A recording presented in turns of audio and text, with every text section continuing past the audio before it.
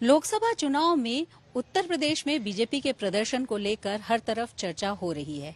साथ ही उन प्रयोगों पर भी अब सवाल उठ रहे हैं जो प्रयोग पार्टी ने उत्तर प्रदेश और खासतौर पर पूर्वांचल में किए। चाहे बाहुबली नेताओं को अपने प्रत्याशी के समर्थन में उनको मजबूती देने के लिए सामने लाना हो या जाति विशेष के नेताओं को उनके वोट बैंक को साधने के लिए साथ लाना, पार्टी ने हर तरह का प्रयोग किया, लेकिन जब नतीजा निकला तो ये प्रयोग नाकाम रहे। नमस्कार, यूपी तक में आपका स्वागत है। मैं हूं शिल्पी सेन।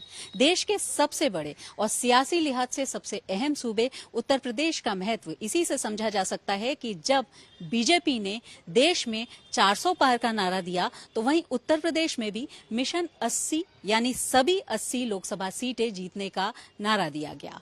इसके लिए पार्टी ने एक रणनीति बनाई, लेकिन 7 चरणों में हुए चुनाव में जैसे जैसे हर चरण में मतदान होता गया, वैसे वैसे पार्टी ने अपनी रणनीति बदली। पहले 2 चरण में मुस्लिम वोटर्स का एकजुट होकर बीजेपी के खिलाफ मतदान करना हो या क्षत्रिय समाज के नेताओं की नाराजगी और क्षत्रिय समाज का विरोध, इसको देखते हुए बीजेपी ने रणनीति बनाई, खासतौर पर पूर्वांचल के लिए यानी छठे और 7वें चरण के मतदान के लिए। और इसके लिए खुद मोर्चा संभाला उत्तर प्रदेश के और बीजेपी की राजनीति के चाणक्य कहे जाने वाले अमित शाह ने। इसके लिए जो प्रयोग किए गए उसमें यह था कि जो दूसरे दलों के नेता हैं या जो बाहुबली नेता हैं उनको भी पार्टी साथ लाएगी और अपने प्रत्याशियों को मजबूत देगी। सबसे ज्यादा चर्चा जौनपुर सीट की रही, जहां बाहुबली नेता धनंजय सिंह को साथ ला करके पार्टी के प्रत्याशी कृपाशंकर सिंह को मजबूती देने की कोशिश की गई। जब ऐसा हुआ तब धनंजय की पत्नी श्रीकला धनंजय सिंह को बीएसपी का टिकट मिल चुका था।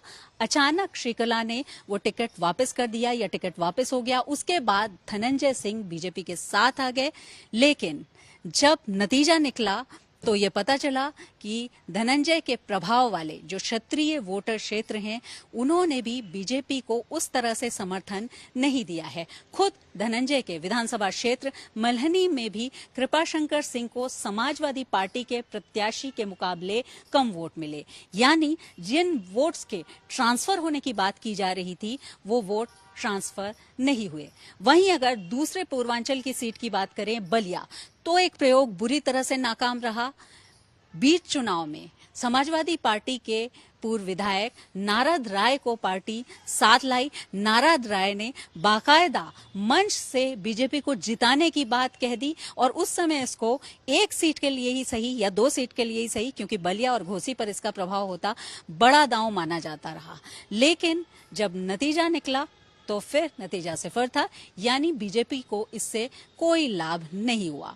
बीजेपी के सहयोगियों में सबसे ज्यादा चर्चा ओम प्रकाश राजभर की रही है, जो अपने बड़बोलेपन की वजह से या कई बार अपने विवादित बयानों की वजह से भी जाने जाते रहे हैं।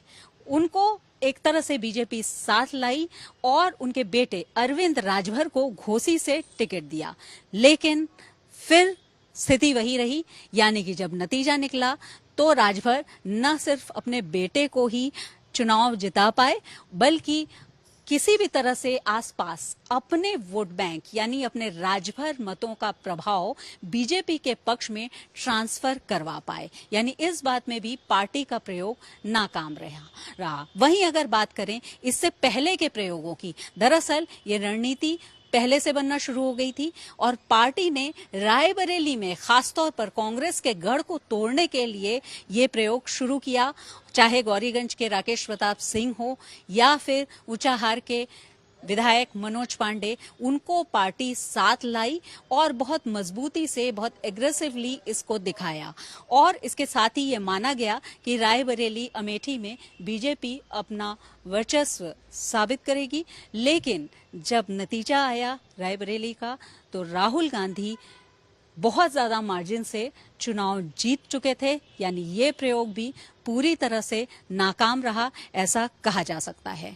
वहीं अगर हम बात करें अयोध्या की, जो बीजेपी के लिए सबसे प्रतिष्ठित सीट थी, वहां भी अभय सिंह को यानी समाजवादी पार्टी के विधायक अभय सिंह ने जब राज्यसभा वोटिंग के समय बीजेपी का साथ दिया, उसके बाद बीजेपी के साथ आए वो, और यही नहीं, उनको वाई श्रेणी की सुरक्षा भी दी।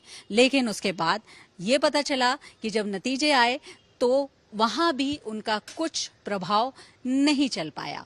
बस्ती में राजकिशोर सिंह को पार्टी साथ लाई, वहां भी वो पार्टी का साथ देने या किसी भी तरह का प्रभाव बनाने में नाकाम रहे। पार्टी ने अपने पूर्व एमएलसी यशवंत सिंह, जिनको पार्टी ने अपने बेटे का समर्थन करने और बीजेपी के घोषित प्रत्याशी एमएलसी के प्रत्याशी के विरोध में चुनाव में उतरने के लिए अनुशासनहीनता के तहत पार्टी से बाहर का रास्ता दिखा दिया था, यानी निष्कासित कर दिया था, उनको ऐन चुनाव के समय में इसलिए वापस ले लिया कि क्षत्रिय वोटर्स में इस बात का संदेश जाएगा। लेकिन उस क्षेत्र में यानी आजमगढ़ में भी कोई प्रभाव नहीं पड़ा, जो यशवंत सिंह के प्रभाव वाला क्षेत्र माना जाता है।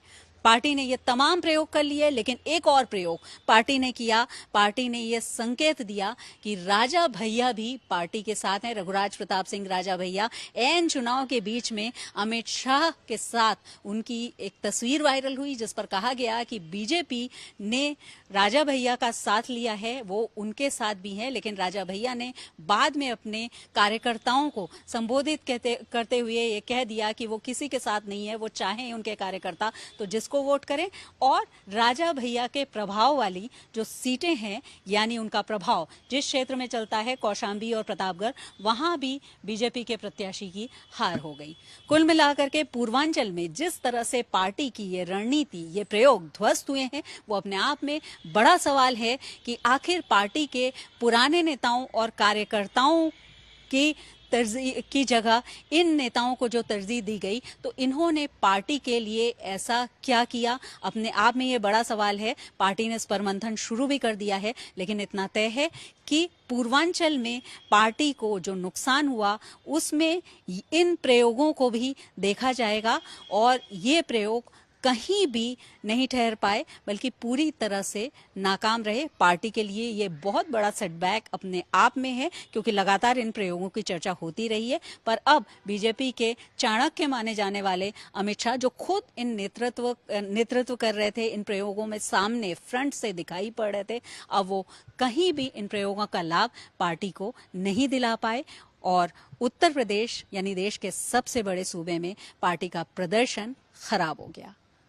वीडियो जर्नलिस्ट गौरव गुप्ता के साथ यूपी तक के लिए लखनऊ से शिल्पी सेन।